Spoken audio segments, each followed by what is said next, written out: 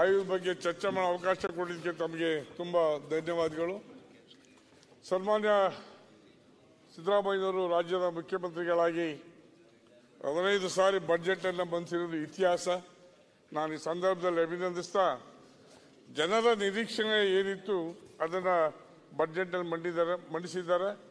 ಸುಮಾರು 3 ಗಂಟೆ 15 ನಿಮಿಷ ಬಜೆಟ್ ಭಾಷಣವನ್ನು ಈ ಸದನದಲ್ಲಿ ಓದಿದ್ದಾರೆ ಇರ್ತಕ್ಕಂಥದ್ದು ಹೆಗ್ಗಳಿಕೆ ಅಂತ ಹೇಳ್ತಾ ಇದ್ರೆ, ಅದನ್ನ ಸಮತೋಲನವಾಗಿ ತೂಕಕ್ಕೆ ಹಾಕಿದ್ರೆ ಬಹುಶಃ ಅದು ತೂಕ ಗ್ಯಾರಂಟಿ ಕಡೆಗೆ ಹೋಗ್ತದೆ ಹೊರತು ಡೆವಲಪ್ಮೆಂಟ್ ಕಡೆಗೆ ಹೋಗ್ತಾ ಇಲ್ಲ.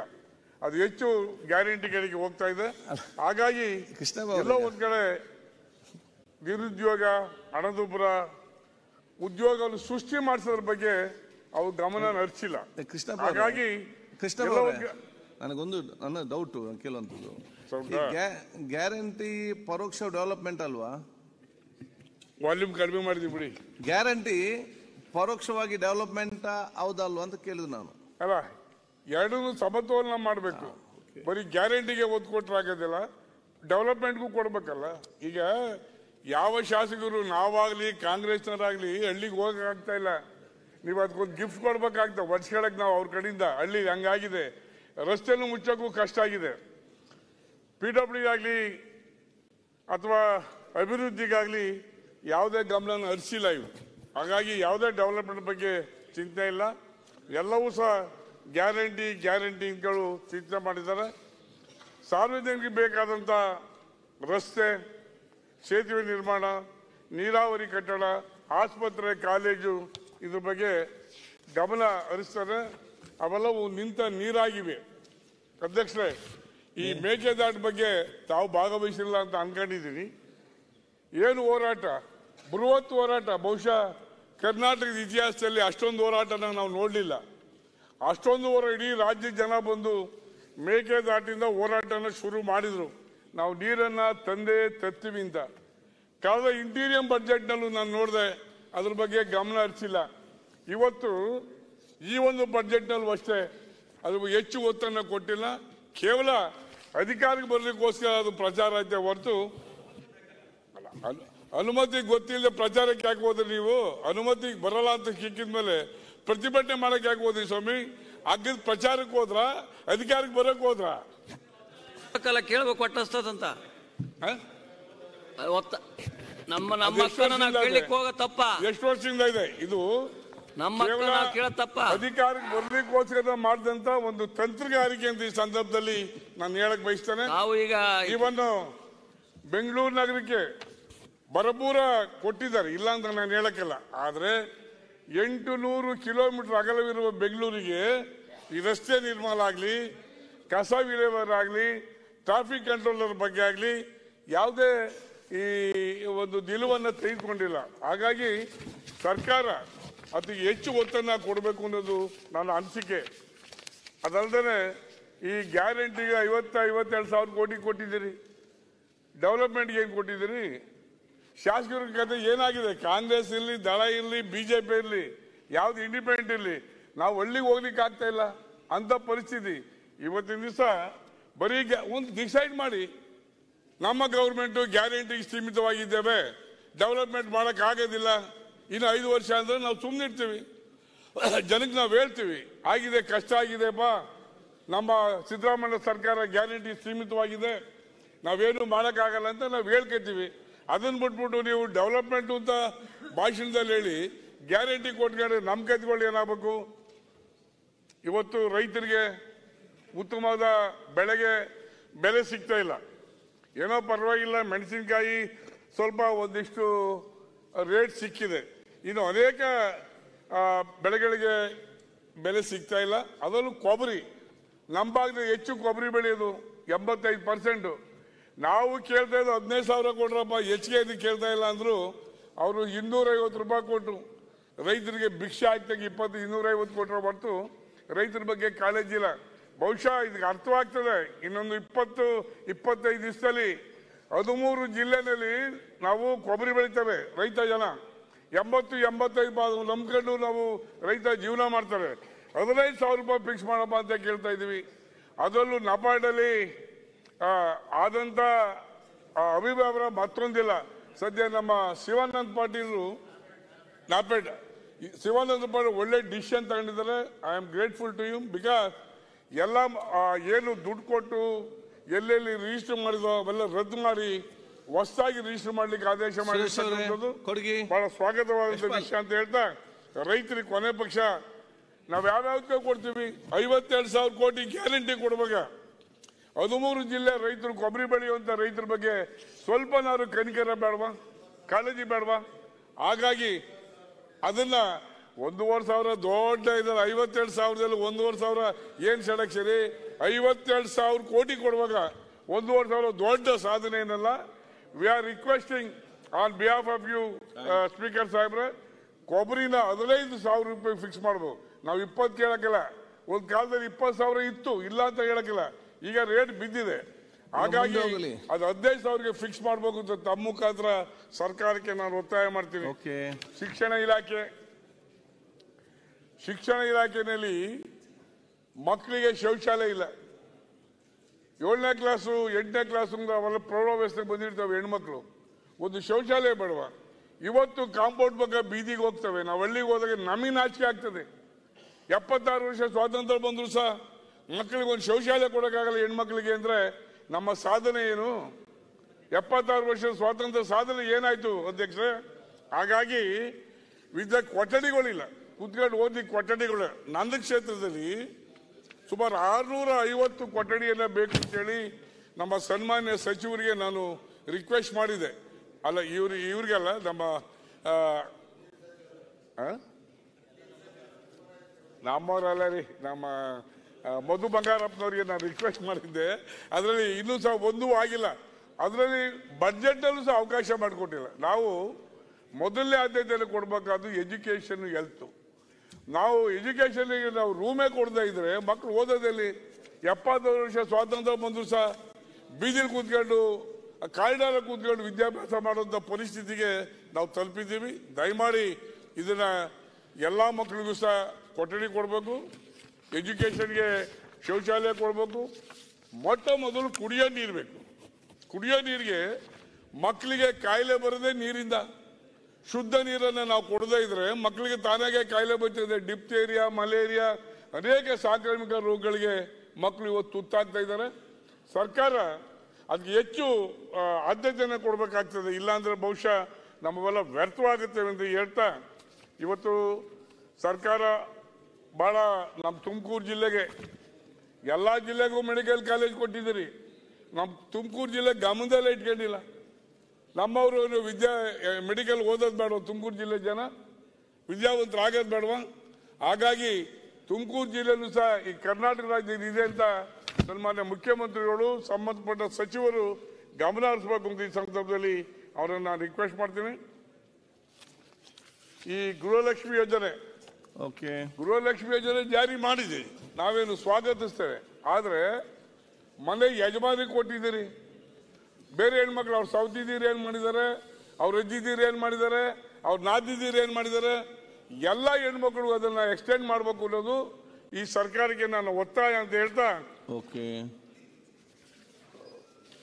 ಅವರು ಇವತ್ತು ಸಮಾಜ ಕಲ್ಯಾಣ ಇಲಾಖೆಗೆ ಬಂದ್ರೆ ಬೆಳಗ್ಗೆ ನಮ್ಮ ಸ್ನೇಹಿತರು ಬಹಳ ಚೆನ್ನಾಗಿ ಹೇಳಿದ್ರು. ಒಂದು, ಈಗ ಮುಸ್ಲಿಂ ಸಮಾಜ ನಮ್ಮ 18,000 ಜನ ಇದ್ದಾರೆ, ಒಂದು ಬೋರ್ ಕೊಟ್ಟಿದ್ದಾರೆ, ಅದು ನಮ್ಮನ್ನು ಅಧ್ಯಕ್ಷ ಮಾಡಿದ್ದಾರೆ. ಬರೋಸರಿ ನಮ್ಗೆ ಯಾರು ಓಟ್ ಹಾಕಂಗಿಲ್ಲ. ಕಾರಣ ಏನು ಅಂದ್ರೆ ಅಷ್ಟು 1000 ಅರ್ಜಿ ಹಾಕಿರ್ತಾರೆ, ನಾವ್ ಯಾರು ಒಬ್ರಿಗೆ ಕೊಡ್ತೀವಿ.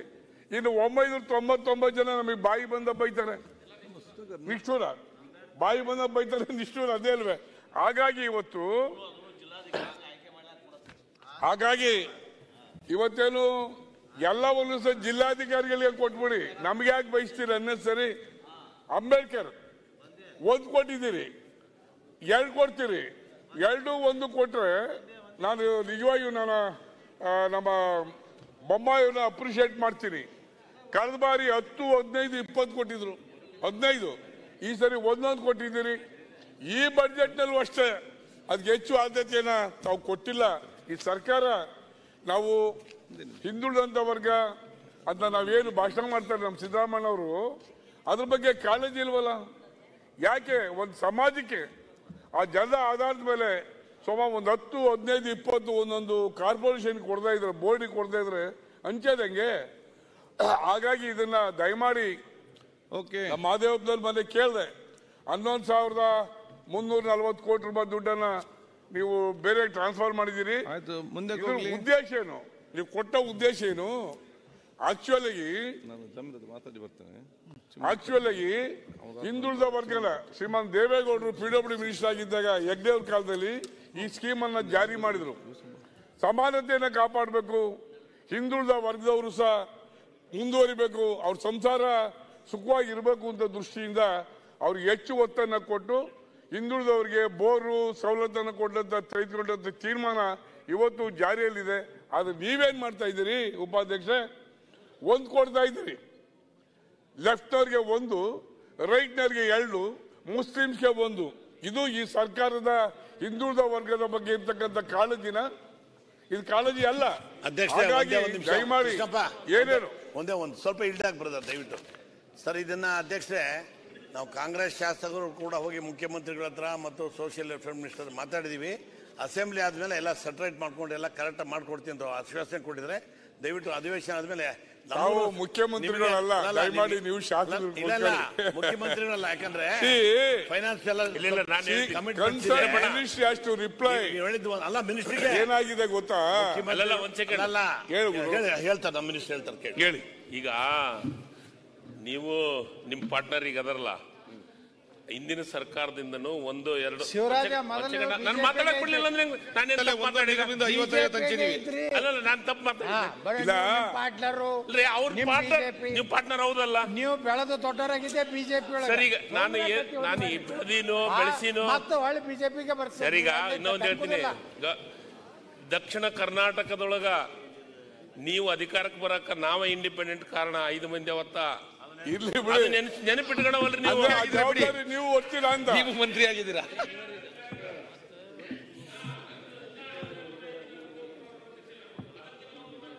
ಏನ್ ಹೇಳ್ರಿ, ನನ್ನ ಅನರ್ಹ ಮಾಡಿದ್ರಿ. ಸಣ್ಣದನ್ನೋದು ಋಣ. ತಂಗಡಿ ಸಾಹೇಬ್ರೆ, ಅದ್ರ ಉಪಯೋಗ ಮಾಡ್ಕೊಂಡು ಇವತ್ತು ಮಂತ್ರಿ ಆಗಿರಿ. ಜಾಸ್ತಿ ಇಲ್ಲ ದಯವಿಟ್ಟು. ಅಲ್ಲ, ನಾನು ಮಂತ್ರಿ ಅದ್ರ ಉಪಯೋಗ ಮಾಡ್ಕೊಂಡು ಮಂತ್ರಿ ಆಗಿರಿ. ನಾನು ಮಂತ್ರಿ ಮಾಡಿದ್ದೆ, ನೀವು ಮಾಡಿಲ್ಲ. ಅಲ್ಲ, ಆದ್ರೆ ನಿಮ್ಮನ್ನೆಲ್ಲರನ್ನು ಮಂತ್ರಿ ಮುಖ್ಯಮಂತ್ರಿ ಬಿಜೆಪಿ ಸರ್ಕಾರ. ನೀವು ಸರ್ಕಾರ ಅಧಿಕಾರಕ್ಕೆ ಬರಕ ನಂದು ಪಾಲೈತೆ ಅಂತ ಹೇಳಿದೆ. ಅದು MP ಕೃಷ್ಣಪ್ಪಣ್ಣ ಏನಾಗಿದೆ ಅಂದ್ರೆ, ಹಿಂದಿನ ಅವಧಿ ಒಳಗ 1, 2 ಕೊಡೋದನ್ನು ಮುಂದುವರ್ಷ ಅಂತ ಬಂದ್ಬಿಟ್ಟಾರ. ಕೇಳ್ರಿ ಸರ್, ಯಾಕಂದ್ರೆ ನನ್ನ ಹತ್ರ ರೆಕಾರ್ಡ್ಸ್ ಇದೆ, ಕೊಡ್ತೀನಿ ಬೇಕಂದ್ರೆ. ನಾನು ಅದಕ್ಕೆ ಈ ಸತೆ ನಮ್ಮೆಲ್ಲ MLA ಶಾಸಕರು, ನಮ್ಮ ಪಕ್ಷದಾಗಿರುವಂಥ ಎಲ್ಲ ಶಾಸಕರು ಮುಖ್ಯಮಂತ್ರಿಗಳ ಗಮನಕ್ಕೆ ತಂದಿವಿ, ನಾನು ಗಮನಕ್ಕೆ ತಂದಿದ್ದೀನಿ.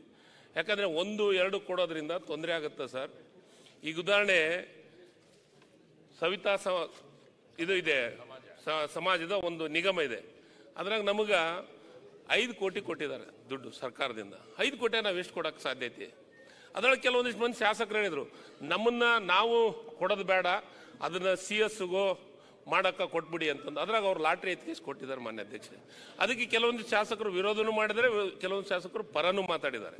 ಆದರೆ ಈಗ ನಮ್ಮ ಮುಖ್ಯಮಂತ್ರಿಗಳು ಮೊನ್ನೇನು ಬಜೆಟ್ ಮಂಡನೆ ಮಾಡಿದ್ರೆ ಅದಕ್ಕೂ ಅಭಿನಂದನೆ ಹೇಳ್ರಿ. ಏನಂದ್ರೆ 11 ನಿಗಮಗಳಿಗೆ, ಹಿಂದುಳಿದ ವರ್ಗದ ನಿಗಮಗಳಿಗೆ 1600 ಕೋಟಿ ಅಂತ ಘೋಷಣೆ ಮಾಡಿದ್ದಾರೆ. ಈ ಹೊಸ ನೀವು ಬಜೆಟ್ ಮೇಲೆ ಮಾತಾಡಕತ್ತೀರಿ, ಅದನ್ನ ಮಾತಾಡವಲ್ರಿ. ನೀವು ಅದನ್ನ ತೆಗೆದು ಹೇಳಿದೆ. ನೀವು ಇರ್ಲಿಲ್ಲ, ನಾನು ಭಾಷಣ ಮಾಡಿ ಶುರು ಮಾಡಿದೆ, ಲೇಟಾಗಿ ಬಂದಿದ್ದೀರಿ. ಫಸ್ಟ್ ನಾನು ಅಭಿನಂದನೆ ಸಲ್ಲಿಸಿದ ಮುಖ್ಯಮಂತ್ರಿ. ನೀವು ಬರೀ 1 ಕೊಟ್ಟಾರ ಯಾರಂದ್ರೆ ಅವ್ರು ನಿಮ್ಮ ಪಾರ್ಟ್ನರ್ ಕೊಟ್ಟಾರ. 1, 2, 3 ಸಿದ್ದರಾಮಯ್ಯನವರು ಮುಖ್ಯಮಂತ್ರಿ ಆಗಿದ್ದಾಗ ನಮ್ಮ ಸರ್ಕಾರ ಪೂರ್ಣ ಪ್ರಮಾಣದ ಬಜೆಟ್, ಸನ್ಮಾನ್ ಮುಖ್ಯಮಂತ್ರಿ ಪೂರ್ಣ ಪ್ರಮಾಣದ ಬಜೆಟ್ ಮಂಡನೆ ಮಾಡಿದಾಗ ಹಿಂದುಳಿದ ವರ್ಗಕ್ಕೆ, ಅದು ನಿಗಮಗಳಿಗೆ 1500 ಕೋಟಿ ದುಡ್ಡನ್ನು ಕೊಡ್ತೀನಿ ಅಂತ ಬಜೆಟ್ ನೊಳಗೆ ಘೋಷಣೆ ಮಾಡ್ಯಾರ. ಅದಕ್ಕೂ ಸರ್ಕಾರಕ್ಕೆ ಅಭಿನಂದನೆ ಹೇಳ್ಬೇಕು. ಅದ್ರಾಗ ನೀವು ಮಾತಾಡೋದ್ನಾಗ ಹಿಂದುಳಿದ ಬಗ್ಗೆ ಕಾಳಜಿ, ಕಳಕಳಿ ನಿಮಗೈತಿ. ಸ್ವಲ್ಪ ನೀವೇನಂದ್ರಿ, ನಿಮ್ ಸರ್ಕಾರಕ್ಕೆ ಹಿಂದುಳಿದ ವರ್ಗದ ಬಗ್ಗೆ ಮಾತಾಡ್ತೀರಿ, ಹಿಂದುಳಿದ ವರ್ಗದ ನಾಯಕ ಅಂತೀರಿ, ಏನ್ ಕೊಟ್ಟಿರಲ್ಲ ಅದನ್ನ ಬಜೆಟ್ ಹೇಳ್ತೀನಿ. ನಮ್ ಯತ್ನಾಳ್ ಸಾಹೇಬ್ರ ಬೆನ್ನತ್ತಿ ಏನಾರ ಮಾತಾಡ್ಬೇಡ, ಪಾರ್ಟ್ನರ್ ನಂಬಿ. ಪಾರ್ಟ್ನರ್ ಪ್ರಶ್ನೆ ಅಲ್ಲ, ನಾನು ಶಾಸಕನಾಗಿ ಮಾತಾಡ್ತೀನಿ, ಪಾರ್ಟ್ನರ್ ಇಲ್ಲ. ಕಳೆದ ಬಾರಿ ಮುಖ್ಯಮಂತ್ರಿ ಸಿದ್ದರಾಮಯ್ಯನವರು ಇದ್ದಾಗ ಸಾಕಷ್ಟು ಕೊಟ್ಟಿದ್ದಾರೆ. ಇನ್ನೊಂದು ಸ್ವಲ್ಪ ನೆನ್ಪು ಮಾಡ್ತೀನಿ, ನೀನು ಅದನ್ನು ಸ್ವಲ್ಪ ಮಾತಾಡು. ಮನೆ ಅಧ್ಯಕ್ಷರೇ, ಚುನಾವಣೆ ಟೈಮ್ದೊಳಗ ಬ್ಯಾಕ್ವರ್ಡ್ ಕ್ಲಾಸ್ಗೆ ಗ್ರಾಂಟ್ ಕೊಡ್ತೀವಿ ಅಂತಂದು ಸಿದ್ದರಾಮಯ್ಯ ಸಾಹೇಬರು ನಮ್ಮ ರಾಜ್ಯದ ಅಧ್ಯಕ್ಷರು ಎಲ್ಲಿ ಭಾಷಣ ಮಾಡಿದ್ಗಳೇ ನಾರಾಯಣಗುರು ನಿಗಮ ಮಾಡ್ತೀವಿ ಅಂದ್ಗಳೇ ನಾವು ಅಲ್ಲಿ ನಿಗಮ ಮಾಡ್ತೀವಿ ನಮ್ಮ ಅಧಿಕಾರಕ್ಕೆ ಬಂದ್ಗಳೇ ಇಲ್ಲಿ ಪೇಪರ್ನಾಗ ನಿಗಮ ಬಂದ್ಬಿಡ್ತಿತ್ತು. ಅದು ಯಾವುದೇ ನಿಗಮ ಮಾಡಬೇಕಾದ್ರೆ ಕನಿಷ್ಠ ಒಂದು 5 ಕೋಟಿ ರೂಪಾಯಿ ದುಡ್ಡಿಟ್ಟು ಅದನ್ನು ರಿಜಿಸ್ಟರ್ ಮಾಡಿ ನಿಗಮ ಮಾಡಬೇಕಾಗಿತ್ತು. ಹಿಂದಿನ ಸರ್ಕಾರದಾಗ ಅಂಥವು 11 ನಿಗಮ ಆಗಿದ್ದಾವೆ. ಆ 11 ನಿಗಮದಾಗ 1 ರೂಪಾಯಿ ದುಡ್ಡು ಇಟ್ಟಿಲ್ಲ ಮಾನ್ಯ ಅಧ್ಯಕ್ಷರೇ. ಈಗ ಗಾಣಿಗರ ನಿಗಮ ಇರ್ಬೋದು, ಒಕ್ಕಲಿಗರ ನಿಗಮ ಆಗಿದೆ, ಅದಕ್ಕೆ ದುಡ್ಡು ಕೊಟ್ಟಿಲ್ಲ. ಹಿಂದೆ ಬಜೆಟ್ ಒಳಗೆ ಘೋಷಣೆ ಮಾಡ್ಬಿಟ್ರು ವೀರಶೈವ ಲಿಂಗಾಯತ ಸಮಾಜಕ್ಕೆ 500 ಕೋಟಿ ಅಂತಂದು. ಅವಾಗ ದುಡ್ಡೇ ಕೊಡ್ಲಿಲ್ಲ, 50 ಕೋಟಿ ಕೊಟ್ರು. ಅಲ್ಲ, ಈಗ ನೀವರೇ ಕೊಡ್ರಿ. ಮಳೆ ನಿಗಮ ಘೋಷಣೆ ಮಾಡ್ಯಾರ ನಮ್ಮ ಸರ್ಕಾರ ಹಿಂದೆ. ದುಡ್ಡು ಕೊಡ್ರಿ. ಅಲ್ಲ, ನಾನು ಅದನ್ನೇ ನಿಮ್ಗೆ ಹೇಳಕತ್ತೀನಿ ಸರ್. ಈಗ ಈ ದಿನದೊಳಗ 1016 ಕೋಟಿ ಘೋಷಣೆ ಮಾಡಿದ್ದಾರೆ ಮುಖ್ಯಮಂತ್ರಿಗಳು. ಅದಕ್ಕೊಂದ್ಸತಿ ಅಭಿನಂದನೆ ಹೇಳ್ರಿ ಅಂತ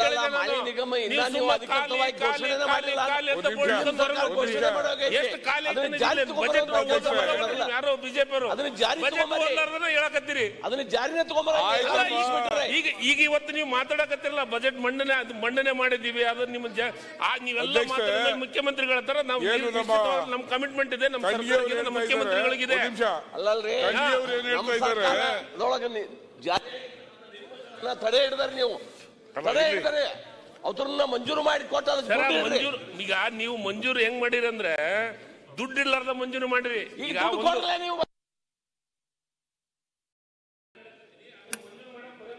ಅಲ್ಲ, ಒಂದು ಯಾವ್ದ ನಿಗಮ ಮಾಡ್ಬೇಕಾದ್ರೆ ದುಡ್ಡಿಟ್ಟು ರಿಜಿಸ್ಟರ್ ಮಾಡ್ಬೇಕು, ಕಂಪನಿ ರಿಜಿಸ್ಟರ್ ಆಗ್ಬೇಕದು. ಎಲ್ಲರಿಗೆ ಮೂಗ ತುಪ್ಪ ಹಚ್ಚಿದಂಗೆ ಇದ್ರಂಗೂ ಹಚ್ಚಿಬಿಟ್ರಿ ನೀವು. ಬರೇ 11 ನಿಗಮ ಘೋಷಣೆ ಮಾಡ್ರಿ, ಅದಕ್ಕೆ ದುಡ್ಡಿಟ್ಟಿಲ್ಲ. ನಾವು ಮಾಡ್ತೀವಿ ಅನ್ನೋ ಕಮಿಟ್ಮೆಂಟ್ ಇದ್ದಕ್ಕೆ ಮುಖ್ಯಮಂತ್ರಿಗಳು 11 ನಿಗಮಕ್ಕೆ ಘೋಷಣೆ ಮಾಡ್ರಿ ಅಂತ ಹೇಳಿದೆ. ಅದಕ್ಕೆ ಮಾಳಿಗಳು ಬಂದು ಹೋಗಿ ಅಲ್ಲಿ ಸ್ಟ್ರೈಕ್ ಮಾಡಿ ನೀವು ಬರೇ ಘೋಷಣೆ ಮಾಡಿ ಹೋದ್ರಿ, ಅದಕ್ಕೇನು ದುಡ್ಡಿಟ್ಟಿಲ್ಲ ಅಂತ ಹೇಳಿದೆ.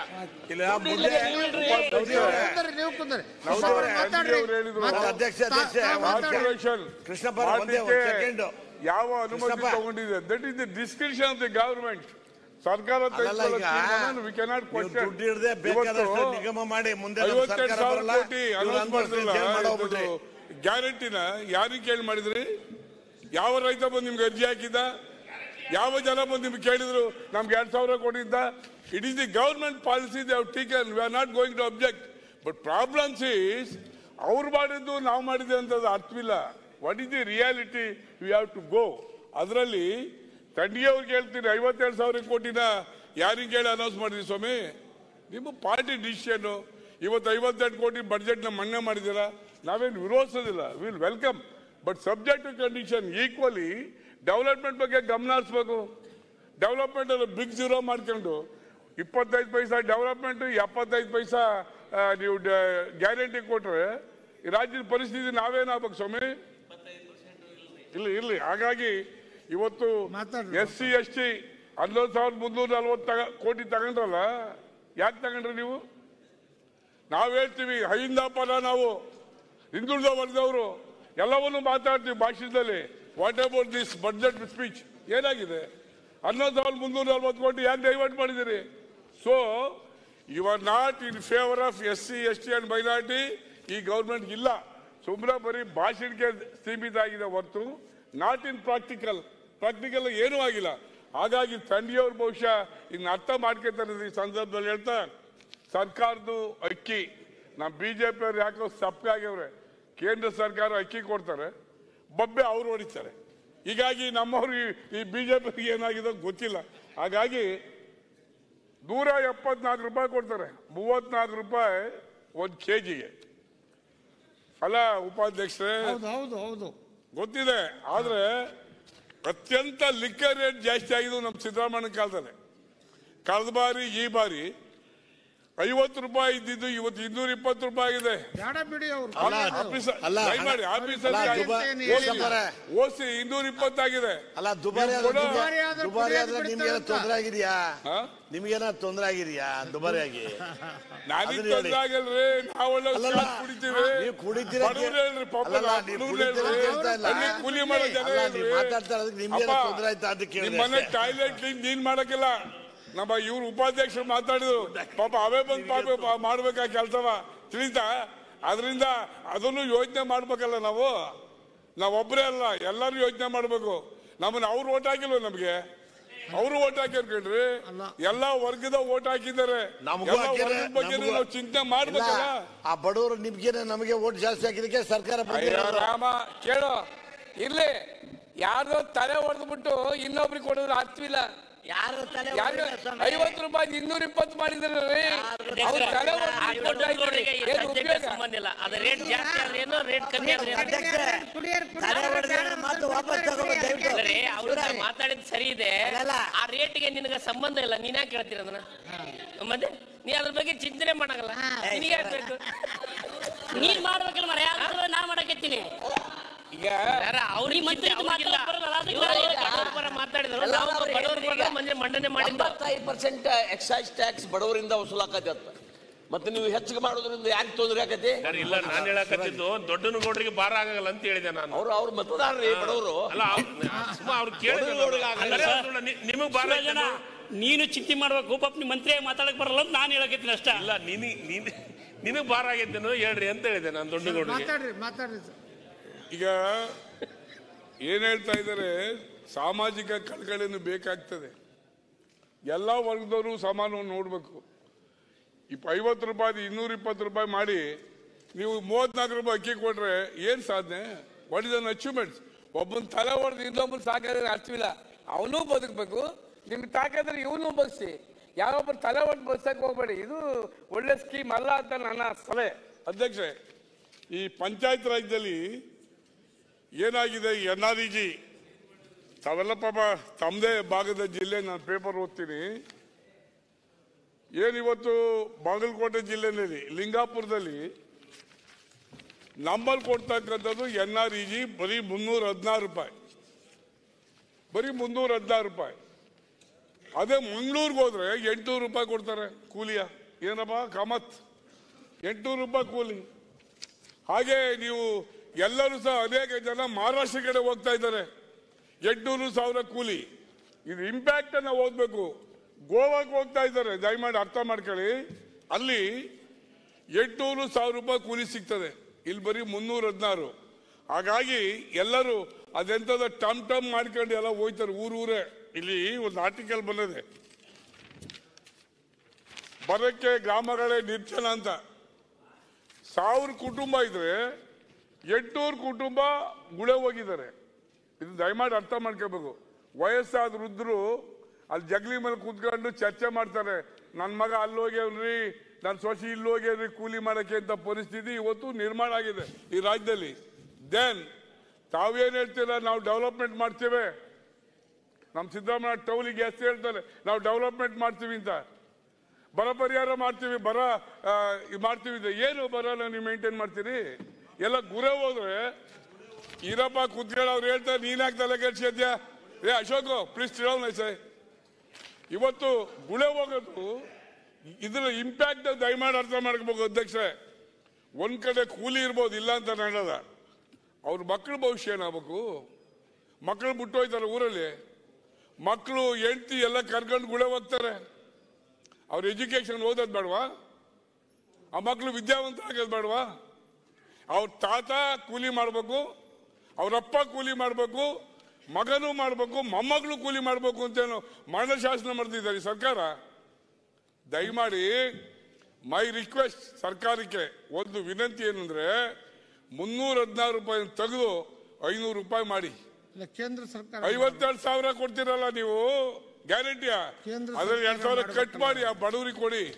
ಅವ್ರ ಮಕ್ಕಳು ವಿದ್ಯಾವಂತರಾಗ್ಲಿ, ಅವರು ನಾಡಿನ ಸತ್ಪ್ರಜೆಗಳಾಗ್ಲಿ. ತಾತ ಮಗ ಮೊಮ್ಮಗ ಯಾಕೆ ಕೂಲಿ ದಬ್ತಾ ಇದ್ದೀರಿ ಸರ್ಕಾರ? ದಬ್ಬಕ್ ಹೋಗ್ಬೇಡಿ. ಅವ್ರು ಈ ಸಮಾಜದಲ್ಲಿ ಹುಟ್ಟವ್ರೆ, ಅವ್ರೇನು ಅರ್ಜಿ ಹಾಕೊಂಡಿದ್ರ? ನಾನು ಬಡವರ ಹೊಟ್ಟೆಯಲ್ಲಿ ಹುಟ್ಟಬೇಕು, ನಾನು ಸಾಹುಕಾರ ಹುಟ್ಟಬೇಕು, ನಾನು ಆ ಜಾತಿಯಲ್ಲಿ ಹುಟ್ಟಬೇಕು, ಈ ಜಾತಿಯಲ್ಲಿ ಹುಟ್ಟಬೇಕು ಅಂತ ನಾವೇನು ಯಾರು ಅರ್ಜಿ ಹಾಕೊಂಡಿಲ್ಲ. ಆದರೆ ನಮ್ಮ ಸರ್ಕಾರ, ಯಾವುದೇ ಸರ್ಕಾರ ಅವರೆಲ್ಲರೂ ಸಮಾನ ದೃಷ್ಟಿಲಿ ನೋಡ್ಬೇಕಾದ್ರೆ ನಮ್ಮ ಜವಾಬ್ದಾರಿ, ಅದು ಕರ್ತವ್ಯ. ಅದು ಬಿಟ್ಟು ಗುಳೆ ಹೋಗ್ಬಿಟ್ಬಿಟ್ಟು ಇವತ್ತು ಕಡೆ ವೀಡ್ ಔಟ್ ಸ್ಕೀಮ್ ತಂದಿದ್ದೀರಿ.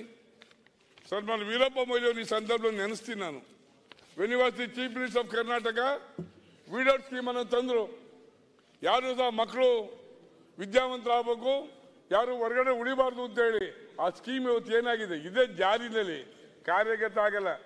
ಜೂನ್ ಜುಲೈನಲ್ಲಿ ಪೇಪರ್ನಲ್ಲಿ ನೋಡ್ತೀವಿ, ಮಕ್ಕಳು ಬುಟ್ಟೋಯಿನ ಕರ್ಕೊಂಬಂದು ಸ್ಕೂಲಿಗೆ ಸೇರಿಸಿದ್ದೀವಿ, ಇಷ್ಟು ಮಕ್ಕಳು ಬಂದಿದ್ದಾರೆ ಅನ್ನೋದು ಬಿಟ್ರೆ ಅದೇನು ಅನ್ನದಾಸೋ ದುಡ್ಡು ಹೊಡೆಯಕ ಅಥವಾ ರಿಯಾಲಿಟಿ ಅನ್ನೋದು ನನಗೆ ಸಂಶಯ, ನನಗೆ ಅರ್ಥವಾಗ್ತಾ ಇಲ್ಲ.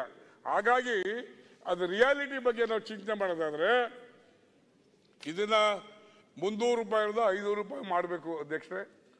ಎಲ್ಲ ಮಕ್ಕಳಿಗೆ ಯಾವುದೇ ಕಾರಣಕ್ಕೂ ಅಟ್ಲೀಸ್ಟ್ ಕೊನೆ ಪಕ್ಷ ಕೂಲಿ ಮಾಡಕ್ಕೆ ಹೋದವ್ರಿಗೆ ಎಲ್ಲಿ ಹೋಗ್ತಾರೆ ಅವ್ರ ಮಕ್ಕಳಿಗೆಲ್ಲ ಅಡ್ಮಿಷನ್ ಕೊಡಿಸಿ. ಧಾರವಾಡದಲ್ಲಿ ಮಂಗಳೂರು ಹೋದ್ರೆ ಕೊಡಿಸಿ, ಅಥವಾ ಇನ್ನೊಂದು ಕಡೆ ಹೋದ್ರೆ ಅಡ್ಮಿಷನ್ ಕೊಡಿಸಿ. ಮಕ್ಕಳು ಓದ್ಬೇಕಾ ಬೇಡ್ದ? ಮಕ್ಕಳನ್ನ ಓದದೆ ಬಿಟ್ಬಿಟ್ರೆ ಅವರೆಲ್ಲ ಬಹುಶಃ ಮುಂದಿನ ಪ್ರಜೆಗಳು ಏನಾಗಬೇಕು ಈ ರಾಜ್ಯದಲ್ಲಿ, ದಯಮಾಡಿ ಅದನ್ನ ಅರ್ಥ ಮಾಡ್ಕೋಬೇಕು ಈ ಸರ್ಕಾರ. ಯಾವುದೇ ಕಾರಣಕ್ಕೂ ಸಹ ವಿಡೌಟ್ ಸ್ಕೀಮ್ ಏನ್ ಜಾರಿ ಇದೆ, ಮಕ್ಕಳನ್ನ ಕೂಲಿ ಕಲ್ಸೋದನ್ನ ಬಿಟ್ಟು ಶಾಲೆ ಕಳಿಸುವಂತ ಕೆಲಸನ ಸರ್ಕಾರ ಮಾಡಬೇಕು, ಅದ್ರ ಬಗ್ಗೆ ಗಮನ ಹರಿಸಬೇಕು ಅಂತ ಹೇಳ್ತಾ ನಮ್ಮ ಸನ್ಮಾನ್ಯ ಸುಧಾಕರ್ ಅವರು ಇಲ್ಲಿದ್ದಾರೆ. ಅತಿಥಿ ಉಪನ್ಯಾಸಕರು 15-20 ವರ್ಷ ಇದೆ, ಅವ್ರು ಕೆಲಸ ಮಾಡಿದ್ದಾರೆ. ಇತಿಹಾಸ ಒಂದು ಕಾಲದಲ್ಲಿ ನೀರ್ ತಬರ ಬರೀಲಿ, ಒಂದ್ ಕಾಲದಲ್ಲಿ ಆಯ್ತು ಕೃಷ್ಣಪ್ಪ ಅವರೇ, ಒಬ್ಬ ಗ್ರಾಜುಯೇಟ್ ಮಾಡಿದ್ರೆ ಅವ್ರ ಖುಷಿ ಆಗೋದು. ದಯಮಾಡಿ ಕೊಡ್ಬೇಕು 10 ನಿಮಿಷ. ನಮ್ಮ ಪಾರ್ಟಿ ನೀನು ಯಾರು ಮಾತಾಡಲ್ಲ, ದಯಮಾಡಿ ಕೊಡಿ, ದಯಮಾಡಿ ಪ್ಲೀಸ್. ಇದು ಇಂಪಾರ್ಟೆಂಟ್ ಸಬ್ಜೆಕ್ಟ್, ನಿಮ್ಗೂ ಅರ್ಥವಾಗ್ತದೆ. ಹಳ್ಳಿನಾಡಿನ ಸಮಸ್ಯೆ. ಅತಿಥಿ ಉಪನ್ಯಾಸಕರು 15-20 ವರ್ಷ ಓದಿ ಮಾಡಿದ್ದಾರೆ. ಒಂದು ಕಾಲದಲ್ಲಿ ಡಿಗ್ರಿ ಮಾಡಿದ್ರೆ ಅವ್ನು PG ಪೋಸ್ಟ್ ಗ್ರಾಜುಯೇಟ್ ಮಾಡಿದ್ರೆ ಅವ್ರ ಗೌರವನೇ ಬೇರೆ. ಇವತ್ತು ಏನಾಗಿದೆ, ಕೆಲಸ ಸಿಗ್ತಾ ಇಲ್ಲ. 15-20 ವರ್ಷ ಕೆಲಸ ಮಾಡಿದ್ದಾರೆ. ಅವ್ರಿಗೆ ನೀವು ಕೊನೆ ಪಕ್ಷ ಒಂದು 10 ವರ್ಷ ಆದವ್ರಿಗೆ ಸುಧಾಕರ್ ಅವರೇ ದಯಮಾಡಿ ಒಂದು ಡಿಸಿಷನ್ ತಗೊಳ್ಳಿ, ಅವನ್ನೆಲ್ಲ ರೆಗ್ಯುಲೈಸ್ ಮಾಡಿ. You please regularise. ಅವರೆಲ್ಲ ಪೋಸ್ಟ್ ಗ್ರಾಜುಯೇಟ್ ವಿದ್ಯಾವಂತರು, ಒಂದು ರೆಗ್ಯುಲೈಸ್ ಮಾಡ್ಕೊಡಿ. ಸುಪ್ರೀಂ ಕೋರ್ಟ್ ಅಡ್ಡ ಬರುತ್ತೆ ಅಂತ ಹೇಳ್ತೀರಿ, ಐ ಕ್ಯಾನ್ ನೋ. ಆದರೆ it is A clear cut example in the house. ನಮ್ಮ ಚಲರಾಜ್ ಸ್ವಾಮಿ ಇವತ್ತಿಲ್ಲ, ಅವರು ಇವಸ್ ಹೆಲ್ತ್ ಮಿನಿಸ್ಟರ್ ಆಗಿದ್ದಾಗ ನಾನೇ ರೆಪ್ರೆಸೆಂಟ್ ಮಾಡಿ ಆಯುರ್ವೇದಿಕ್ ಡಾಕ್ಟರ್ನ ರೆಗ್ಯುಲೈಸ್ ಮಾಡಿಸ್ತಿದ್ದೀವಿ. ಸುಪ್ರೀಂ ಕೋರ್ಟು ಯಾರೋ ಒಂದು ಕೇಸಿಗೆ ಕೊಟ್ಟಿದ್ದಾರೆ, ನಾಟ್ ಫಾರ್ ಆಲ್, ಎಲ್ಲರಿಗೂ ಏನು ಕೊಟ್ಟಿಲ್ಲ. ಅವರು ಯಾವುದೋ ಒಂದು ಕೇಸ್ನಲ್ಲಿ 2-3 ಕೇಸ್ನಲ್ಲಿ ಕೊಟ್ಟಿದ್ದಾರೆ ರೆಗ್ಯುಲೈಸ್ ಮಾಡಬೇಡಿ ಅಂತ. ಸರ್ಕಾರಕ್ಕೆ ಏನು ಆದೇಶ ಕೊಟ್ಟಿಲ್ಲ. ಸರ್ಕಾರ ಇಲ್ಲೇ ಇದೆ, ಇದೇ ಸರ್ಕಾರದಲ್ಲಿ, ಇದೇ ಹೌಸಲ್ಲಿ ಚಲರಾಜ ಸ್ವಾಮಿ ಅವರು ಸುಮಾರು ಅತಿಥಿ ಆನ್ ಕಾಂಟ್ರಾಕ್ಟ್ ಡಾಕ್ಟರ್, ಆಯುರ್ವೇದಿಕ್ ಡಾಕ್ಟರ್ನ ರೆಗ್ಯುಲೈಸ್ ಮಾಡಿದಂತ ಇತಿಹಾಸ ಇದೆ. ಈವನ್ ಇನ್ ಆಂಧ್ರ ಪ್ರದೇಶ್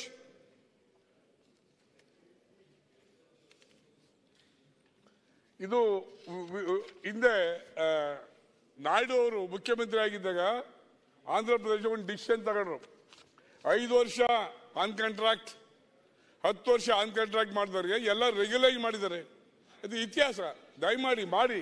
ವಯಸ್ಸಾಗಿ ಪಾಪ ರಿಟೈರ್ಡ್ ಆಗಿ ಟೆಂಪರ್ ಇದ್ದವರು ಪರ್ಮನೆಂಟ್ ಮಾಡ್ಬೇಕಂದ್ರೆ ಕೇಳ್ಕೊಂಡಿದ್ದೀರಿ. ಮಾಡ್ಬೇಕು. ನೆಕ್ಸ್ಟ್ ಹೋಗುವ. ನೆಕ್ಸ್ಟ್ ಮಾಡ್ಬೇಕು. ಅಲ್ಲ, ಅವ್ರು ಏನ್ ಹೇಳ್ತಾರೆ ಅಧ್ಯಕ್ಷರೇ, ಸುಪ್ರೀಂ ಕೋರ್ಟ್ ಜಡ್ಮೆಂಟ್ ಅದನ್ನ ಅಡ್ಡ ಇಡ್ತಾರೆ. ಅದು ಸುಪ್ರೀಂ ಕೋರ್ಟ್ ನಲ್ಲಿ ಕ್ಲಿಯರ್ ಕಟ್ ಆಗಿ ಕೇವಲ 2-3 ಇಂಡಿವಿಜುವಲ್ ಕೇಸ್ ಡಿಸಿಷನ್ ಕೊಟ್ಟಿದ್ದಾರೆ ಹೊರತು not for all. Government free, ಗೌರ್ಮೆಂಟ್ಗೆ ಸರ್ವೋಚ್ಚವಾದ ಅಧಿಕಾರ ಇದೆ. ರೆಗ್ಯುಲೈಸ್ ಮಾಡಕ್ಕೆ ದಯಮಾಡಿ ಮಾಡಿ. You will get a very good name. Okay, next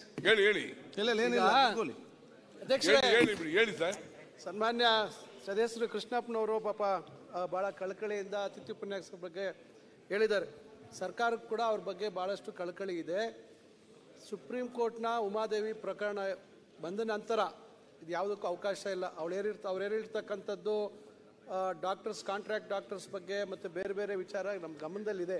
ಹಿಂದೆ ಒಂದು ಸತಿ 1 ಟೈಮ್ ಅಂತೇಳಿ ಒಂದು ಅವಕಾಶ ಕೊಟ್ಟಿದ್ರು. ಇದೆಲ್ಲ ಅದಾದ ನಂತರ ಪ್ರೊಸೀಜರ್ ಫಾಲೋ ಮಾಡಬೇಕು ಅಂತ ಉಮಾದೇವಿ ಪ್ರಕರಣದಲ್ಲಿ ಬಹಳ ಸ್ಪಷ್ಟವಾಗಿರೋದ್ರಿಂದ ನಾವು ಈಗ ಅತಿಥಿ ಉಪನ್ಯಾಸಕರಿಗೆ ಮೊನ್ನೆ ಒಳ್ಳೆ ರೀತಿಯಲ್ಲಿ ಅವರ ಸೇವಾ ಭದ್ರತೆ ಬೇರೆ ರೀತಿಯಲ್ಲಿ ಯಾವ ರೀತಿ ಅವರಿಗೆ ಕಲ್ಪಿಸುವಂಥದ್ದು ಇವೆಲ್ಲವನ್ನ ನಾವು ಮಾಡಿದ್ದೀವಿ. ಸಂಬಳನೂ ಜಾಸ್ತಿ ಮಾಡಿದ್ದೀವಿ. ಬೇರೆ ಬೇರೆ ಅವ್ರು ಕೇಳಿರ್ತಕ್ಕಂಥ ಹಲವಾರು ವಿಚಾರಗಳು ಸನ್ಮಾನ್ಯ ಮುಖ್ಯಮಂತ್ರಿಗಳು ಒಪ್ಪಿ ಈಗಾಗಲೇ ಇನ್ನ 2-3 ದಿವಸದಲ್ಲಿ ಆದೇಶ ಹೊರಗೆ ಬರ್ತದೆ. ಸುಧಾಕರ್ ಅವರೇ, ಕೃಷ್ಣಪ್ಪ ಮಾತಾಡಿ, ಒಂದು ನಿಮಿಷ ಚರ್ಚೆ ಬೇಡ. ಅದರಲ್ಲಿ ಕ್ಲಿಯರ್ ಕಟ್ ಇದು ಆಯ್ತು, ನಿಮ್ಮ ಸಲಹೆ ದಯಮಾಡಿ ಎಲ್ಲರಿಗೂ ಗೊತ್ತಾಗಬೇಕು ವಿಷಯ. ಉಮಾದೇವಿ ಕೇಸ್ ನಲ್ಲಿ ಗೊತ್ತಾಯ್ತು ನಮ್ಗೆ, ಇಟ್ ಇಸ್ ಇಂಡಿವಿಜುವಲ್ ಕೇಸ್. ಆಯ್ತು, ಇಲ್ಲಿ ಚರ್ಚೆ ಮಾಡಿ. ಅದರಿಂದ ಅಲ್ಲ, ಅಧ್ಯಕ್ಷರೇ, ಸಾವಿರಾರು ಜನದ ಬದುಕು ನಾಟ್ ಇಂಡಿವಿಜುವಲ್. ಸಾವಿರಾರು ಜನ ಅತಿಥಿ ಉಪನ್ಯಾಸಕರಾಗಿ PG ಮಾಡ್ಕೊಂಡು PhD ಮಾಡಿದವರು. ಅದರಿಂದ ಅವರಿಗೆ ಒಂದು ಅವಕಾಶ ಮಾಡಿಕೊಡಿ. ಈ ಒಂದು Chandrababu Naidu has taken a very good decision. Sudhakar ಅವರೇ, when he was the chief minister of Andhra Pradesh, 10 ವರ್ಷ 5 ವರ್ಷಕ್ಕೆ ಆನ್ ಕಾಂಟ್ರಾಕ್ಟ್ ಮಾಡಿ ಎಲ್ಲಾನು ರೆಗ್ಯುಲೈಸ್ ಮಾಡಿದಂತ ಇತಿಹಾಸ ಈ ರಾಷ್ಟ್ರದಲ್ಲಿದೆ.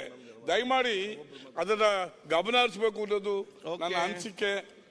ಈಗ ಕೌಶಲ್ಯದ ಬಗ್ಗೆ ಸರ್ಕಾರ ಅದೇ ರೀತಿ ಬಂದ್ರೆ ಕುಡಿಯೋ ನೀರು, ಜನ ಜಾನುವಾರುಗಳು ಇಲ್ಲ.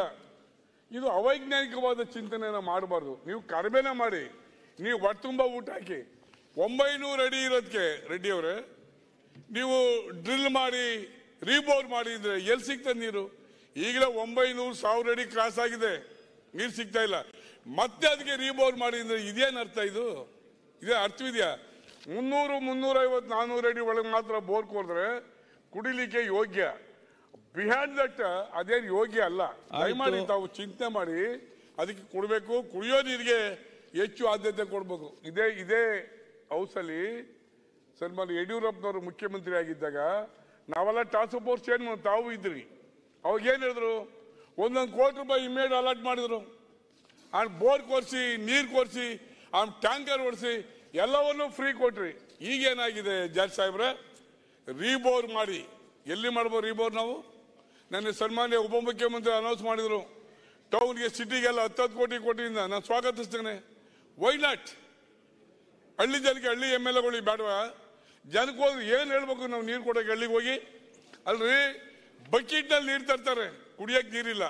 ನೀವು ಫಿಲ್ಟರ್ ವಾಟರ್ ಕೊಡಕ್ಕೆ ಹೋಗ್ಬೇಡ, ಕುಡಿಯೋ ನೀರು ಕೊಡಕ್ಕೆ ನಮ್ಮ ಕೈಲಿ ಆಗಲ್ಲ ಅಂದ್ರೆ ಸಾಮಾನ್ಯ ಜನ ಏನಂತಾರೆ? ದಯಮಾಡಿ ಅರ್ಥ ಮಾಡ್ಕೋಬೇಕು ಅಂತ ಈ ಸಂದರ್ಭದಲ್ಲಿ ಹೇಳ್ತಾ, ಜನ ಜಾನುವಾರುಗಳಿಗೆ ನೀರು ಕೊಡ್ಬೇಕಾದ್ರೆ ಟಾಸ್ಕ್ ಫೋರ್ಸ್ಗೆ ಮಿನಿಮಮ್ 3 ಕೋಟಿ ರೂಪಾಯಿನ ಬಿಡುಗಡೆ ಮಾಡುವಂತ ತೀರ್ಮಾನನ RDPR ಮಿನಿಸ್ಟರ್ ಇಲ್ಲ, ದಯಮಾಡಿ ಮಾಡಬೇಕು ಅಂತ ತಮ್ಮ ಮುಖಾಂತರ ನಾನು ಕೇಳ್ಕೊತೀನಿ ಅಂತ ಹೇಳ್ತಾ, ಇದು ಕೌಶಲ್ಯದ ಬಗ್ಗೆ ಆಯ್ತಲ್ಲ ಹೇಳ. ಕೌಶಲ್ಯ ಅದು ಒಳ್ಳೆ ಸಲಹೆ, ನಾನು ಇಲ್ಲ ಅನ್ನಲ್ಲ. ಈ ಸಾರಿ 23 ಗ್ರಾಜುಯೇಟ್ ಮಾತ್ರ 3,000, 1,500 ಡಿಪ್ಲೊಮಾಗೆ. ಅದರಿಂದಾದವರು ಕತೆ ಏನಾಗಬೇಕು? ಹಾಗಾಗಿ ನೀವಿದ್ರಲ್ಲ ಕೊಡಬೇಕಿತ್ತು. ಮುಂದುವರಿಸಿ. ನೀವು ಆ ಕಡೆ ಮಾತಾಡೋದು ಈ ಕಡೆ ನೋಡಿ, ಮುಂದುವರಿಸಿ. ಇಲ್ಲ, ದಯಮಾಡಿ ಇದು ಇಂಪಾರ್ಟೆಂಟ್ ಸಬ್ಜೆಕ್ಟ್ ಇದೆ. ಇಂಪಾರ್ಟೆಂಟ್. ನಾನು ರಾಜಕೀಯ ಮಾತಾಡ್ತಾ ಇಲ್ಲ, ಮಾತಾಡ್ತಾ ಇರೋದು. ಇವತ್ತು ನಾನು ಒಂದು ಸಲಹೆ, ದೇವರಾಜ್ ಅರಸು ಅವರು ಈ ರಾಜ್ಯದ ಮುಖ್ಯಮಂತ್ರಿ ಆಗಿದ್ದಾಗ ಸ್ಟೈಪಂಡ್ ಸ್ಕೀಮ್ ಅನ್ನ ಜಾರಿ ಮಾಡಿದ್ರು. ಆವಾಗ ನೀವು ಮನೇಲಿ ಕುಂಡಿಸಿ 3,000 ಕೊಡೋದ್ರ ಅರ್ಥವಿಲ್ಲ. ಅವ್ರಿಗೆ ಕೆಲಸ ಕೊಡಿ, ನಿಮ್ ಕೆಲಸ ಕೊಡಿ. ಅವ್ರಿಗೆ ಕೆಲಸ ಬಂದು ಆಫೀಸಾಗಿ ಕೆಲಸ ಮಾಡಲಿ, ಫ್ಯಾಕ್ಟ್ರಿ ಕೆಲಸ ಮಾಡಲಿ, ನಮ್ಮ KSRTC ಕೆಲಸ ಮಾಡಲಿ, ಟೆಕ್ನಿಕಲ್ ಪೀಪಲ್. ನೀವು ಮನೆ ಕೊಡೋದು ಅರ್ಥವಿಲ್ಲ. ಸನ್ಮಾನ್ಯ ರೆಡ್ಡಿ ಅವರೇ, ದಯಮಾಡಿ ಅರ್ಥ ಮಾಡ್ಕೊಳ್ಳಿ. ರೆಡ್ಡಿ ಅವರೇ, ಈ ಕಡೆ ಗಮನ. ರಾಮಲಿಂಗಾರೆಡ್ಡಿ ಅವರೇ, ಪ್ಲೀಸ್. ಏನು 1,500 ಕೊಡ್ತೀರಲ್ಲ ಕೌಶಲ್ಯ ದುಡ್ಡು, ಅದರಿಗೆ ಕೆಲಸ ಕೊಡಿ ಅವ್ರಿಗೆ. ದೇವರಾಜ್ ಅರಸು ಅವ್ರು ತಾವಿದ್ರಿ, ಅವರು ಒಂದು ಸ್ಟೈಪಂಡ್ ಸ್ಕೀಮ್ ಅನ್ನ ತಂದ್ರು. ಅವ್ರಿಗೆ ಸ್ಟೈಪಂಡ್ ಕೊಟ್ಟು ಆಫೀಸಾಗಿ ಕೆಲಸ ಮಾಡಕ್ಕೆ ಹೇಳಿದ್ರು. ಅದಾದ ನಂತರ ದಿವಂಗತ ಗುಂಡೂರಾಯರು ಮುಖ್ಯಮಂತ್ರಿ ಆಗಿದ್ದ ಒಳ್ಳೆ ಡಿಸಿಷನ್ ತಗೊಂಡ್ರು. ಅವ್ರಿಗೆಲ್ಲ KPSC 50% ರಿಸರ್ವೇಶನ್ ಕೊಟ್ರು ಅಪಾಯಿಂಟ್ಮೆಂಟ್ಗೆ. ಅವರೆಲ್ಲ ಅಪಾಯಿಂಟ್ ಆಗಿ ಒಂದು ರಿಟೈರ್ಡ್ ಆಗಿದ್ದಾರೆ. ನಾನು ಸರ್ಕಾರಕ್ಕೆ ಏನು ಸಲಹೆ ಕೊಡ್ತೀನಿ, ನೀವು 3,000-2,000 ಒಟ್ಟು ತುಂಬಲ್ಲ, ಕೊನೆ ಪಕ್ಷ 10,000 ರಿಂದ 15,000 ಕೊಡಿ ಗ್ರಾಜುಯೇಟ್ಗೆ. 7.5 ಲಕ್ಷ ಪೋಸ್ಟ್ ಖಾಲಿ ಇದೆ ರಾಜ್ಯದಲ್ಲಿ. ಆ ಫಂಡ್ ಉಳಿದ ಸರ್ಕಾರಕ್ಕೆ. ಅದ್ರ ಬದಲು 10,000-15,000 ಕೊಟ್ಟು ಕೆಲಸಕ್ಕೆ ತಗೊಳ್ಳಿ, ಕೆಲಸ ಮಾಡಲಿ, ಆಫೀಸಲ್ಲಿ ಕೆಲಸ ಮಾಡಲಿ. ಅವ್ರು ಸ್ಟೈಪಂಡ್ ಡ್ರಾ ಮಾಡಲಿ. ಒಂದು 10 ವರ್ಷ ನೀವು ಟಾರ್ಗೆಟ್ ಫಿಕ್ಸ್ ಮಾಡಿ, 5, 10 ಎಷ್ಟು ವರ್ಷ. ಅದಾದ್ಮೇಲೆ KPSC ಮಾಡ್ತಿರೋ, ನೀವು ರೆಗ್ಯುಲೈಸ್ ಮಾಡ್ತಿರೋ, ಸರ್ಕಾರ ಡಿಸಿಷನ್ ತಗೊಂಡ್ರೆ ಬಹುಶಃ ನಿಮ್ ಕೌಶಲ್ಯ ಅನ್ನೋ ಪದಕ್ಕೆ ಒಂದು ಅರ್ಥ ಸಿಗುತ್ತೆ ಅಂತ ಈ ಸಂದರ್ಭದಲ್ಲಿ ನಾನು ಸರ್ಕಾರಕ್ಕೆ ಈ ಮೂಲಕ ನಾನು ಹೇಳಕ್ ಬಯಸ್ತೀನಿ ಬಂಧುಗಳೇ. ಆಯ್ತು ಕೃಷ್ಣ, ಥ್ಯಾಂಕ್ ಯು. ಇನ್ನೂ ಇದೆ ಇರಿ ಸರ್, ಇನ್ನು ನಾನು ನೆಕ್ಸ್ಟ್ ಕೊಡ್ತೇನೆ. ಒಮ್ಮೆ ನೆಕ್ಸ್ಟ್ ಮತ್ತೆ ಬರುವ ಎಲ್ಲ ಮಾತಾಡ್ಬೇಕಲ್ಲ, ಈಗ ಒಬ್ಬರು ಮಾತಾಡ ಸಾಕಾ? ಅಲ್ಲ ಎಲ್ಲ ಇಂಪಾರ್ಟೆಂಟ್ ಅಲ್ಲ ನೋಡಿ, ಎಲ್ಲ ಶಾಸಕರು ಮಾತಾಡಬೇಕು. ತಾವು ಉತ್ತಮವಾದ ಪಾಯಿಂಟ್ ಅನ್ನು ಕೊಟ್ಟಿದ್ದೀವಿ, ಕೆಲವು ಬೇರೆಯವರಿಗೆ ಬಿಡಿ, ಅವ್ರು ಕೂಡ ಪಾಯಿಂಟ್ ಕೊಡ್ಬೇಕಲ್ಲ. ಭೀಕರ ಬರಗಾಲ ಇದ್ರು ಸಹ ವಿಚಾರ ಎಲ್ಲರೂ ಮಾತಾಡೋದಾಗ್ತದೆ. ಬೆಳೆ ಹಾಳಾಗಿದೆ. ಅವ್ರಿಗೆ 2,000 ರೂಪಾಯಿ ಕೊಟ್ಟಿದ್ದಾರೆ. 2,000 ರೂಪಾಯಿ ಏನ್ ಸಾಕಾಯ್ತದೆ? 2,000 ರೂಪಾಯಿ ಆಯ್ತು. ಇವತ್ತು TC ಸರಬರಾಜು ಮಾಡ್ಬೇಕು. ನಮ್ಮ ಜಾಡ್ ಸಾಹೇಬ್ರು ಇಲ್ಲಿದ್ದಾರೆ. 3,27,400 ರೂಪಾಯಿನ ರೈತ ಕಟ್ಟಿ ಸತತವಾಗಿ 4 ವರ್ಷದಿಂದ ಕಾಯ್ತಾನೆ ಇಡೀ ರಾಜ್ಯದಲ್ಲಿ. TC ಕೊಡ್ಲಿಲ್ಲ. ಹೋದ್ಸರಿ ನೀವು ಲೆಟರ್ ಕೊಟ್ರಿ ಏಪ್ರಿಲ್ ಅಂತಲ್ಲಿ ನಾನು ಮಾಡ್ತೀನಿ ಅಂತ. ಇವತ್ತು ಭೀಕರ ಬರಗಾಲ, ಕುಡಿಯೋ ನೀರಿನ ಸಮಸ್ಯೆ ಇದೆ, ತೆಂಗು ಒಣಗ್ತಾ ಇದೆ, ಅಡಿಕೆ ಒಣಗ್ತಾ ಇದೆ. ಅದು ಉಳಿಸ್ಕೋಬೇಕಾಗ ರೈತ ಏನ್ ಮಾಡ್ಬೇಕು ರೈತ? ಹಾಗಾಗಿ ನಮ್ಮ ಅಧ್ಯಕ್ಷರಿಗೆ ಅಷ್ಟು ಗೊತ್ತಿಲ್ಲ. ಕಾರಣ ಏನು ಅಂದ್ರೆ ನ್ಯಾಚುರಲ್ ಸಮುದ್ರದಲ್ಲಿ ಫಿಶ್ ಮಾಡ್ತಾರೆ, ಅದು ರೆಕಾರ್ಡ್ ಆಗ್ತದೆ. ಇಲ್ಲಿ ನಮ್ ಕತೆ ನೋಡಿ, ಅಡಿಕೆ ಗಿಡ ಬೆಳಿಬೇಕು, ತೆಂಗಿನ ಬೆಳಿಬೇಕು, ಆ ನೋವು ನಮಗೆ ಗೊತ್ತಿದೆ. ರೇಟ್ ಬೀದಿಲಿ ಇಟ್ಟಾಡ್ತದೆ. ಹೀಗಾಗಿ ದಯಮಾಡಿ TC ಕೊಡ್ಬೇಕು ಅಂತ ನಾನು ನಿಮ್ಮಲ್ಲಿ ವಿನಂತಿಸ್ಕೊತೇನೆ. ಯಾವುದೇ ಕಾರಣಕ್ಕೂ ಯಾವುದೇ ಕಾರಣ ದಯಮಾಡಿ ರೈತರಿಗೆ TC ಕೊಡ್ಬೇಕು ಅನ್ನೋದು ನನ್ನ ಒತ್ತಾಯ. ಇವತ್ತು ಏನಾಗಿದೆ, ಇವತ್ತು ಕೋಲಾರ ಜಿಲ್ಲೆಯಲ್ಲಿ ಕೇವಲ ಎಲ್ಲರೂ ಸಹ ಆಲ್ಮೋಸ್ಟ್ ಆಲ್ ಕೋಲಾರ ಡಿಸ್ಟಿಕ್ನವರು ಏನು ಇದು ನಮ್ಮ ತರಕಾರಿ ಬೆಳೆದು ಜೀವನ ಮಾಡ್ತಾರೆ. ಹಾಗಾಗಿ ಅನೇಕ ಕಡೆ 700-800 ಅಡಿ ಹೋದ್ರು ಸಹ ನೀರು ಬರ್ತಾ ಇಲ್ಲ. ನೀವು TCನೂ ಕೊಡ್ದಿರ ಏನಾಗಬೇಕು ರೈತನ ಬದುಕು? ಇವತ್ತು ರೈತನ ಬದುಕು ರಾಜ್ಯದಲ್ಲಿ ಮೂರ ಬಟ್ಟೆ ಆಗಿದೆ. ಕೇಳೋರು ದಿಕ್ಕಿಲ್ಲ ಅವ್ರ ಕತೆ. ನೀವು ಮಾಡ್ತೀರಾ ಪಾರ್ಲಿಮೆಂಟ್ ಚುನಾವಣೆ ಮುಗಿಯೋವರೆಗೂ, ಆಮೇಲೆ ಗ್ಯಾರಂಟಿ ಕತೆ, ಆಮೇಲೆ ಚಿಂತೆ ಮಾಡ ಇರಿ ಸರ್. ಲೋಗೋ ಆಯ್ತು. ಈಗ 5 ನಿಮಿಷ ಮುಗಿಸ್ತೀವಿ. ಇವತ್ತು PWD ಇಲಾಖೆ ಗುಂಡಿ ಮುಚ್ಚಕ್ ದುಡ್ಡಿಲ್ಲ ಅಧ್ಯಕ್ಷರೇ. ಮುಂದೆ ಹೋಗಿ ಗುಂಡಿ ಮುಚ್ಚಕ್ ದುಡ್ಡಿಲ್ಲ. ಯಾಕೆ ಓಡಾಡ್ಬೇಕು ರೈತರು? ಗ್ಯಾರಂಟಿ ಮಾಡ್ಕೊಳ್ಳಿ, ನಾವು ಬೇಡನಲ್ಲ. ನಮಗೂ ಗುಂಡಿ ಮುಚ್ಚಕ್ ದುಡ್ಡು ಕೊಡ್ಬೇಕಲ್ಲ. ಹೊಸ ರಸ್ತೆ ಮಾಡಕ್ ಕೊಡ್ದ್ರು ಹೋಗ್ಲಿ, ಗುಂಡಿ ಮುಚ್ಚಕಾರ ಕೊಡ್ಬೇಕಲ್ಲ ಅಧ್ಯಕ್ಷರೇ. ಗುಂಡಿ ಮುಚ್ಚೋದಿಲ್ಲ. ಇವತ್ತು PWD ಇಲಾಖೆಯಲ್ಲಿ 1 ರೂಪಾಯಿ ದುಡ್ಡು ಕೊಡ್ತಾ ಇಲ್ಲ. ಸೇತುವೆ ಆಗ್ತಿಲ್ಲ. ಕಳೆದ ಬಾರಿ ಒಳ್ಳೆ ಮಳೆ ಆಗಿದೆ, ಇಲ್ಲ ಅಂತ ಹೇಳಕ್ಕಲ್ಲ. ಸೇತುವೆ ಕೊಚ್ಚೋಗಿವೆ, ಅದು ರಿಪೇರಿ ಮಾಡಕ್ ಆಗ್ತಾ ಇಲ್ಲ. ಎಲ್ಲಿ ಹೋಗ್ಬೇಕು ಜನ? ಇದು ಸರ್ಕಾರ ಅಂತ ನಾನೇ ಬೈಯಕ್ಕೆ ಇಷ್ಟಪಡ್ತಿದ್ರು. ಸರ್ಕಾರ ವ್ಯವಸ್ಥಿತಿಯಲ್ಲಿ ನಡೆಯಕ್ಕಿಲ್ಲ ಅಂತ ನಾನು ಘಂಟಾಘೋಷವಾಗಿ ಹೇಳಕ್ ಬಯಸ್ತೀನಿ. ಆಯ್ತು. ಸುಮಾರು ದೇವರಾಜ ಅರಸು ಕಾಲದ ಸರ್ಕಾರಗಳು ನೋಡಿದಿರಿ. ಇದು ಬಹಳ ಕನಿಷ್ಠ ರೀತಿಗೆ ಇಳಿದಿದೆ. ಬೆಳವಣಿಗೆ ಬಗ್ಗೆ ಬಿಗ್ ಜೀರೋ ಅಂತ ಈ ಸಂದರ್ಭದಲ್ಲಿ ಹೇಳ್ತಾ, ನಮ್ಮ ತಡ್ಗೆಯವರೆಲ್ಲ ಇಲ್ಲೇ ಇದ್ದಾರೆ, ಹೋದ್ರು. ಸನ್ಮಾನ್ಯ ದೇವರಾಜ ಅರಸು ಕಾಲದಲ್ಲಿ ಕರ್ನಾಟಕ ಅಂತ ಸಾರಿ ಮಾಡಿದಂತ ನಾಮಕರಣ ಮಾಡಿದಂತ ಇತಿಹಾಸ 60 ವರ್ಷ ಪೂರ್ಣವಾಗಿದೆ. ಕರ್ನಾಟಕ ಉಸಿರಾಗಲಿ ಅಂತ ಬಜೆಟ್ ನಲ್ಲಿ ಹೇಳವ್ರೆ. ತುಂಬಾ ಸಂತೋಷ. ನಾವು ಕನ್ನಡಿಗರಾಗಿ ಸ್ವಾಭಿಮಾನ ಇದೆ, ಅದ್ರ ಬಗ್ಗೆ ಅಭಿಮಾನ ಇದೆ, ನಾವು ಒಪ್ತೀವಿ. ಆದ್ರೆ ಕನ್ನಡ ಪರ ಹೋರಾಟ ಇದೇ ಸರ್ಕಾರದಲ್ಲಿ ಅಧ್ಯಕ್ಷ ನೋವಾಯ್ತು ನನಗೆ. ಕನ್ನಡ ಪರ ಹೋರಾಟ ಮಾಡಿದಂತ ಕನ್ನಡಿಗನ್ನ ನೀವು 200 ಜನ ತಗೊಂಡು ಜೈಲ್ಗೆ ಹಾಕಿದ್ರಲ್ಲ, ಇದು ಕನ್ನಡ ಪರ ಚಿಂತನೆ? ಇದು ನಿಮ್ಮ ಸರ್ಕಾರಕ್ಕೆ ಕನ್ನಡ ಪರ ಇರ್ತಕ್ಕಂಥ ಕಾಳಜಿನ ದಯಮಾಡಿ ಹೇಳಿ. ಜೈಲ್ಗೆ ಯಾಕೆ ಹಾಕ್ಬೇಕಾಯ್ತು? ಹಿಂದೆ ಸ್ವಾತಂತ್ರ್ಯಕ್ಕೆ ಹೋರಾಟ ಮಾಡಿದಂಥವ್ರು 8 ಜನ ಇದ್ದಾರೆ. 1956ರಲ್ಲಿ ರಿಆರ್ಗನೈಸ್ ಮಾಡಿದಂಥವ್ರು 8 ಜನ ಪ್ರಾಣ ಕಳ್ಕೊಂಡಿದ್ದಾರೆ. ಈ ಕನ್ನಡಕ್ಕಾಗಿ ರಾಮಮೂರ್ತಿ ಅಂತ ಒಬ್ಬ ನನ್ನ ಕಣ್ಣಾರೆ ಕನ್ನಡ ಹೋರಾಟ ಮಾಡಿ ಶ್ರೀರಾಮ್ಪುರ ರೈಲಿಗೆ 2 ಕಾಲು ಹೋಗ್ಬಿಟ್ಟು ಅಂಥವ್ರು ಹೋರಾಟ ಮಾಡಿದಂಥ ಈ ಕರ್ನಾಟಕದಲ್ಲಿ ಕನ್ನಡ ನಾಡು ನುಡಿಯನ್ನ, ಕನ್ನಡ ಭಾಷೆನ ಉಳಿಸ್ಬೇಕು ಅಂತ ಹೋರಾಟ ಮಾಡಿ ಅವ್ರಿಗೆ ನಮಗೆ ಬೋರ್ ಕೊಡಿ ಅಥವಾ ಮನೆ ಕೊಡಿ ಅಂತ ಬಂದಿಲ್ಲ. ಕನ್ನಡ ನಾಡಿನ ನಮ್ಮ ಭಾಷೆನ ಉಳಿಸಿ ಅಂತ ತಗೊಂಡೋಗಿ ನೀವು ಜೈಲ್ಗೆ ಹಾಕ್ತೀನಿ ಅಂತ ಅಧ್ಯಕ್ಷರೇ, ಇದು ಯಾವ ನ್ಯಾಯ? ಆಯ್ತು, ಹೇಳಿದ್ರಲ್ಲ ಈಗ ಮತ್ತೆ ಯಾವ ನ್ಯಾಯ ಹೇಳಿ? ಇಲ್ಲ, ಕರೆಕ್ಟ್. ಹಾಗಾಗಿ ಈ ರಾಜ್ಯದಲ್ಲಿ ಈ ಸರ್ಕಾರಕ್ಕೆ ಕನ್ನಡದ ಬಗ್ಗೆ ಇರ್ತಕ್ಕಂಥ ಕಾಳಜಿಯನ್ನ ನಾವಿಲ್ಲಿ ತೋರ್ಬೋದು. ಅಧ್ಯಕ್ಷ, ಅರಣ್ಯ ಇಲಾಖೆ ಒಂದು ಹೇಳ್ಬಿಡ್ತೀನಿ. 2,70,000 ಕೋಟಿ ಗಿಡ ನೆಡಬೇಕು ಅಂತ ಹೇಳಿದೀವಿ. ತುಂಬಾ ಸಂತೋಷ, ನಾವೇನಿಲ್ಲ. 5,000 275 ನಡುತೋಪು ನಡಬೇಕು ಅಂತ ಹೇಳಿದೆ. ಅದು ಸ್ವಾಗತ. ಅಧ್ಯಕ್ಷರೇ, ಒಂದು 10 ವರ್ಷದ ಅವಲೋಕನ ಮಾಡಿ. ನಾನು ಯಾಕೆ ಹೇಳ್ತೀನಿ ಅಂದ್ರೆ, ನಾನು KDP ಮೀಟಿಂಗ್ದಲ್ಲಿ ಯಾವಾಗಲೂ ಬೈತಾನೆ ಇರ್ತೀನಿ ಅವ್ರಿಗೆ. ನೀವು 10 ವರ್ಷದ ಸ್ಟ್ಯಾಟಿಸ್ಟಿಕ್ ತಗೊಂಡ್ರೆ ಆ ಗಿಡ ನೆಟ್ಟಿರೋದು ಏನಾದ್ರು ಉಳಿದಿದ್ರೆ ಈ ರಾಜ್ಯದಲ್ಲಿ ಒಂದಡಿ ಜಾಗ ಉಳಿತಿರ್ಲಿಲ್ಲ ತಿರುಗಾಡ್ಲಿಕ್ಕೆ. ಒಂದಡಿ ಜಾಗ ಉಳಿತಿರ್ಲಿಲ್ಲ. ಲಕ್ಷಾಂತರ ವರ್ಷ ಬಡ್ಜೆಟ್ ಅದಕ್ಕೆ ಹಾಕ್ತಿವಿ, ವರ್ಷ ಅಪ್ರೂವ್ ಮಾಡ್ತೀವಿ, ಗಿಡ ಒಂದು ಉಳಿಯಲ್ಲ. ಎಲ್ಗೋಯ್ತವೆಲ್ಲ? ಇಟ್ ಈಸ್ ಅಧಿಕಾರಿಗಳ ನಾಲೆಡ್ಜ್ ಇಲ್ಲೇ ಇರೋ ಕೆಲಸ. ಮಳೆ ಶುರುವಾಗೋದು ಮೇ, ಜೂನ್, ಜುಲೈ, ಆಗಸ್ಟ್ ಅಲ್ಲಿ. ಅವಾಗ ಗಿಡ ನೆಡರು ಅಂದ್ರೆ ಅಕ್ಟೋಬರ್, ನವೆಂಬರ್ಗೆ ಹೋಗ್ತಾರೆ. ಅಕ್ಟೋಬರ್, ನವೆಂಬರ್ ಮಳೆ ಹೋಗ್ತದ? ಗಿಡ ನೆಟ್ರಿ ಉಪಯೋಗ ಆಗುತ್ತಾ? ಜನವರಿಲಿ ಇವ್ರು ಯಾರು ನೀರ್ ಹಾಕಲ್ಲ, ಆಯ್ತು, ಬರೀ ಬಿಲ್ ಬರ್ಕತ್ತಾರೆ. ಹಾಗಾಗಿ ಈ ಸ್ಕೀಮ್ ಬಹುಶಃ ಒಳ್ಳೆ ಸ್ಕೀಮ್ ಇದ್ರು ಕಾರ್ಯಗತ ಮಾಡೋದಲ್ಲಿ ಎಡವಿದ್ದಾರೆ. ಹಾಗಾಗಿ ದಯಮಾಡಿ ಇವತ್ತು ಕಂದಾಯ ಇಲಾಖೆನಲ್ಲಿ ಧನ್ಯವಾದಗಳು. ನಮ್ಮ ಸಚಿವರು ಸರಿ ಇದ್ದಾರೆ, ಇಲ್ಲ ತುಂಬಾ ತೊಂದರೆ.